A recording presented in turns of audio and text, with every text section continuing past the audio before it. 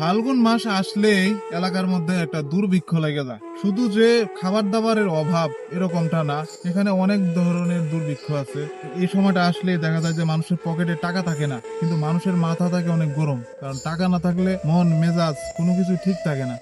দেখা যায় যে মানুষে মানুষে মারামারি, দেখা যায় যে বিভিন্ন ধরনের অসৎ আচরণ করে থাকে। শুধু যে মানুষের কাছে টাকা নাই বা খাবার দাবার কম, অনেকের ঘরে চাল থাকে না, বিভিন্ন ধরনের অভাব থাকে আর কি। শুধু এমনটা না, এখানে দেখা যায় যে হাওড় এলাকায় অনেক মানুষের গরু আছে। প্রায় যে গরিব তারও অন্তত একটা গরু আছে, অনেকেরই 10-12টা গরু আছে। এই সময়টার মধ্যে সবাই কি করে, গরুর জন্য সারাদিন ঘাস কাটে। মানে এত পরিমাণে ঘাস কাটে, মানে বিশাল।